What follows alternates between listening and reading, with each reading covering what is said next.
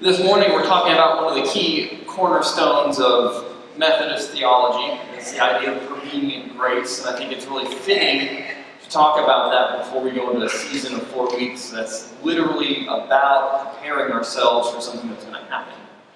And the whole idea of prevenient grace is it's this idea of grace that comes before. It's a grace that happens and acts upon us before we even know it's acting upon us. And in the way it works with our theology, it's the idea that before we know that we need God, God is already actively working to bring us into a relationship with Him. Before we know, as Ezekiel would say in the passage today, that we're one of those lost or scattered sheep, God is already working to find us and to bring us back into the fold. It kind of has sort of a mystical, predicting the future element. And humans are notoriously bad at predicting the future. And I'll give you a great example. This week, as many of you know, I'm a big Texas fan, and this week, Texas was playing Tech, and about the third quarter, they had a considerable lead, and I went to bed thinking, they have this. There's literally no way the University of Texas will lose to Tech this evening. And so I went to bed. And then I got up the next morning, and I got coffee, and I sat down at my computer to read the news, fully expecting to hear that Tech was looking for a new football coach. Not expecting to read that his contract had been extended. And so I found that really interesting as I sat there drinking coffee, and then it dawned on me, and it took several minutes to dawn on me because it was morning, and because I'm not always the brightest crayon in the box, that if they extended his contract, maybe what I thought was going to happen last night did not happen. So the very next thing I did was look up the scores for the game, and Texas lost. I figured there'd be some excitement in the crowd, just based on who's here. People are notoriously bad at predicting. Thank you, Ken, I got that. Your guns are up. People are notoriously bad at predicting the future. We're just terrible at it. If we weren't terrible at it, everyone would be rich, everyone would be playing the lottery, and go to the stock market and or Las Vegas. Not that there's a lot of distinction between the three sometimes. But we would be calling the future pretty easily if we had that ability. It's one of the big things that we as people desire. We desire to know what's going to happen next. It's a natural curiosity humans have. We want to know what's next, what's going to happen. If you can tell me what is going to happen tomorrow, it will make me feel better and be less anxious. And to that end, the other thing that happened this week is I had a birthday. Although there was a national holiday, but that's of minor importance compared to my birthday, I would say sometimes. And I'm notoriously hard to shop for, but my family came together in an act of unity, and they all pitched in, and they got me the one thing I actually wanted, which was a Google Home. It's a smart home device. It's a little speaker, and it sits on your bookshelf, and you can talk to it, and it tells you things, and then using artificial intelligence, it kind of learns to be predictive about what you want to know. So I can literally, and we got it this last weekend, and I set it up, and I can literally just be sitting somewhere in my house and ask it to tell me what the weather is going to be for the next week, and it will just tell me the weather. I could ask it to start playing Christmas music on my TV in my den, and magically Christmas music springs forward. And then it knows over time the kind of Christmas music I like, so it begins to play more and more of that as opposed to the things I don't like. Through this computer learning, it begins to almost take on an air of predicting the future for me. It's kind of the creepy thing you've noticed. I've brought this up before in a couple sermons, but if you're ever online, this is a very big time for a lot of people if you're shopping online, you'll notice that if you look up certain presents on Amazon, we'll say, and then you'll go to another website, and all the ads on that website will be about those presents you looked up. It's the same kind of technology that they use, predicting kind of what you want and where and when you want it. It's almost creepy in a way, but that's a different soapbox for me to jump on for a different day.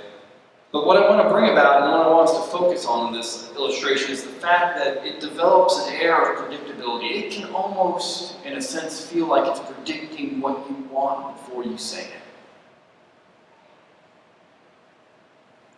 Before I ask to know what the weather is tomorrow, it will eventually learn to tell me when I wake up what the weather is going to be.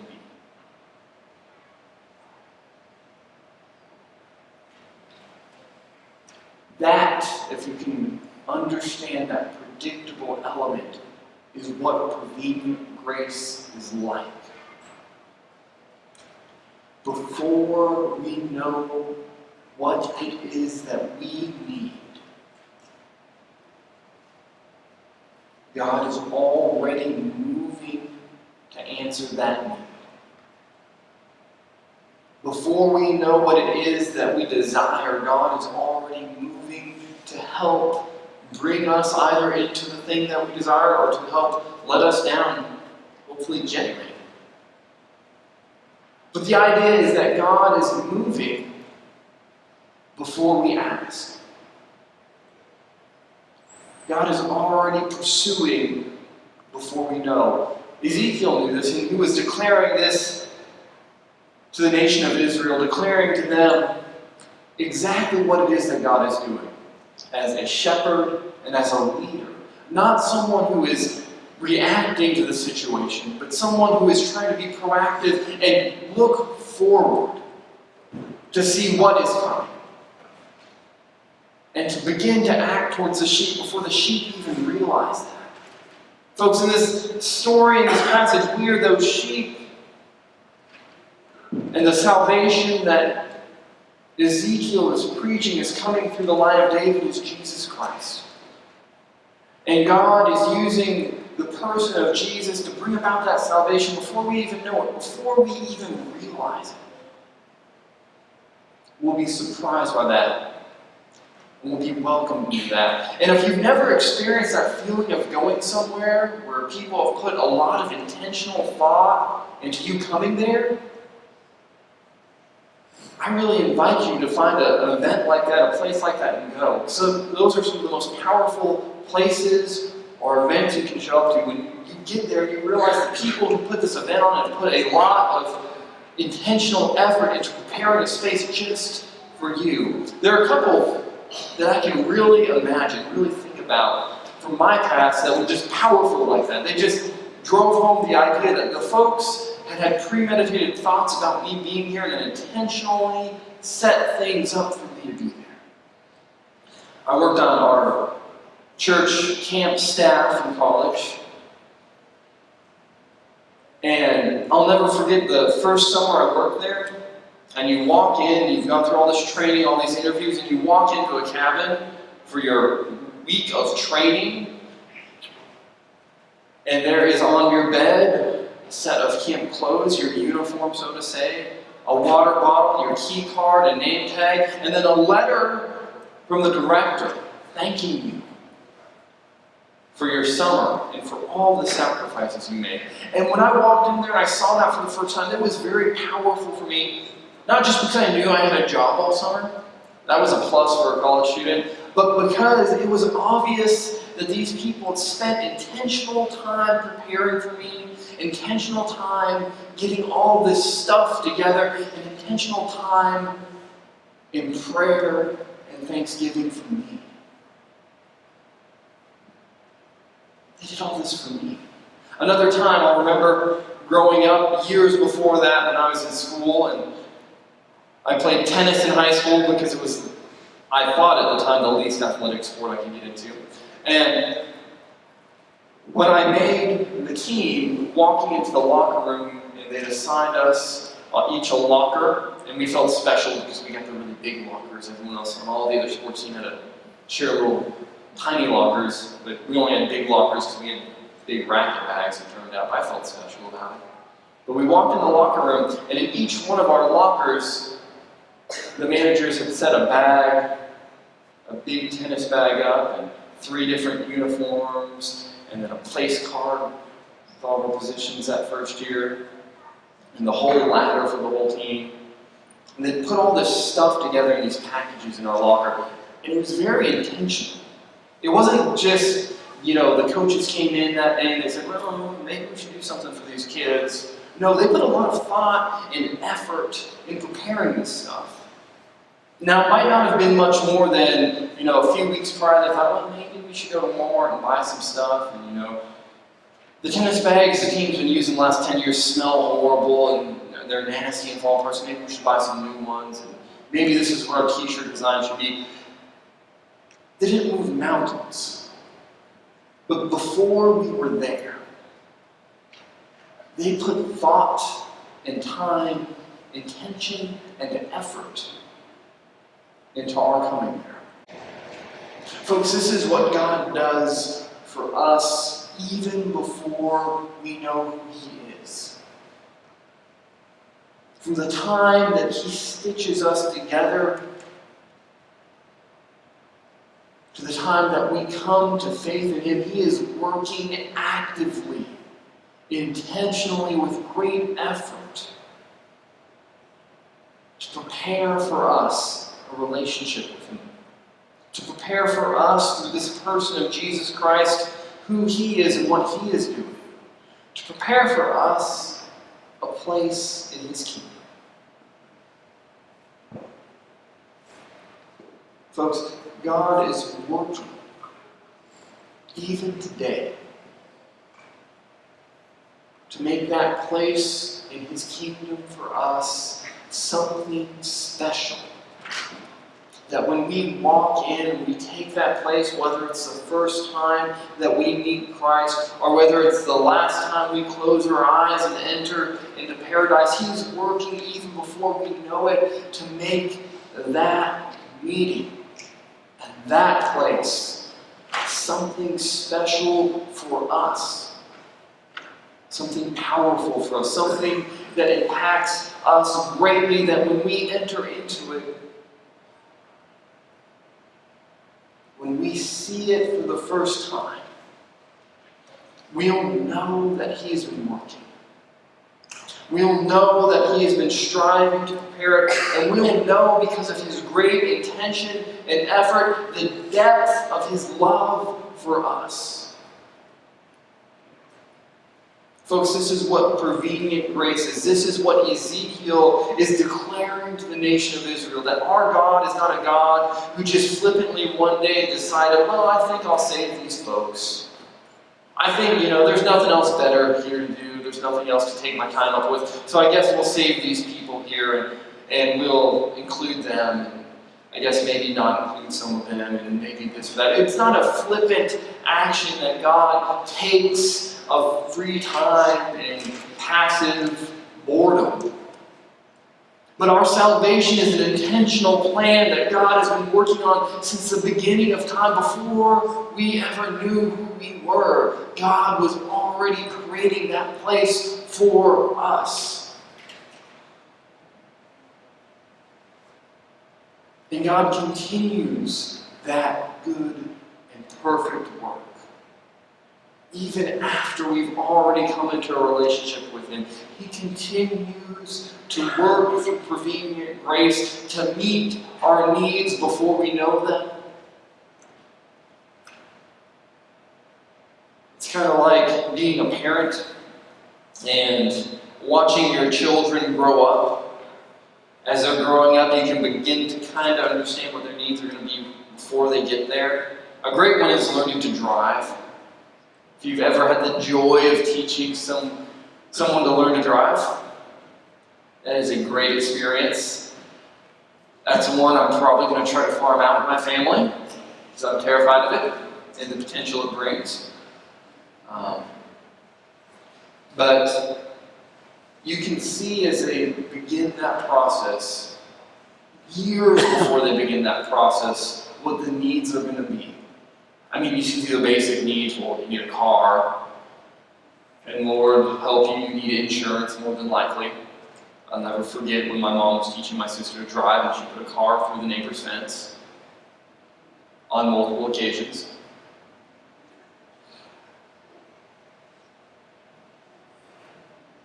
But then there are other things that are less obvious that you'll need. Just like insurance, you're very much going to need patience. And lots of it. You're going to need a little bit of courage as you sit in the passenger side and jam the brake pedal that does not exist over there through the floorboard.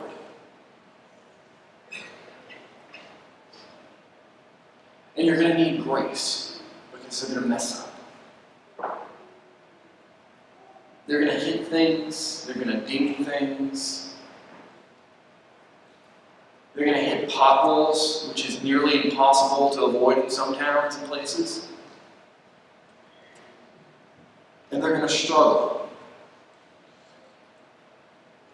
And you're going to have to tell them over and over and over and over again. Don't follow too close. Don't be too far to the left. Don't be too far to the right. Stay in your own lane. Pay attention to what you're doing. I can go off the whole list of things parents have yelled at their student drivers about. But as a parent, you know that there's certain needs, whether they're emotional, or in this case spiritual maybe, or physical, that you're going to need before that child learns to drive. And it's the same way that God works with us through this prevenient grace. He brings us into a relationship, but then that grace continues to work preveniently beforehand to anticipate and understand what our needs and desires are going to be.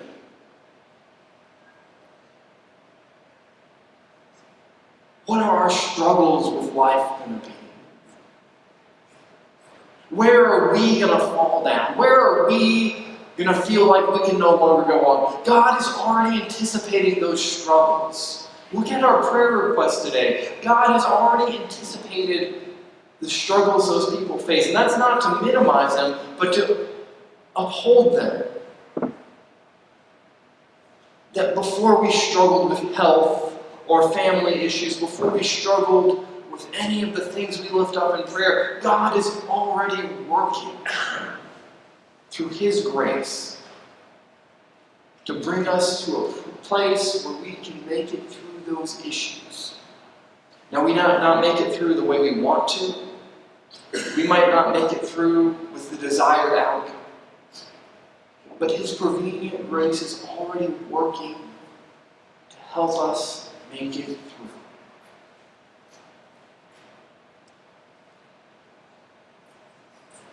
God desires for us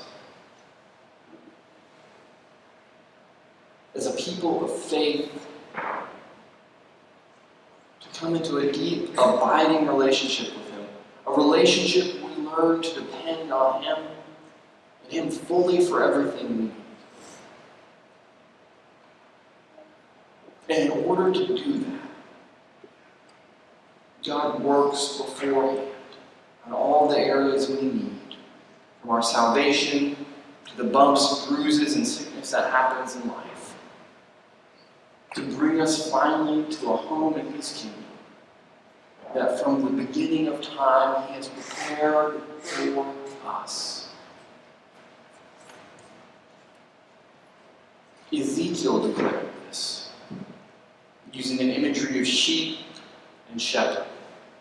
We're going into the time of year of the church where we declare this message of a prevenient God coming in grace for salvation to the whole world for the next 4 weeks. Now, that doesn't mean I'm going to preach the same sermon for 4 weeks, so you've heard it and you can not come for the next 4 weeks. Please don't take it that way. But what it means is we're entering an intentional time in the life of our church, in the life of the bigger church, where we show the world. We show them through the songs we sing. We show them through the celebrations we have. We show them through the decorations that we put up and the stories that we tell, even through the parties we have and the fellowship we keep. That our God is a prevenient God. one in the season of Advent who is preparing for his people the gift of Christmas. So as you begin those preparations, as you hit that switch from Thanksgiving to the Christmas season, as we enter into Advent, let us join with God's work of preparing the world for the coming of Christ. And let's be a little bit better about it than I am by calling football games. In the name of the Father, the Son, and the Holy Spirit. Amen. As Adam comes up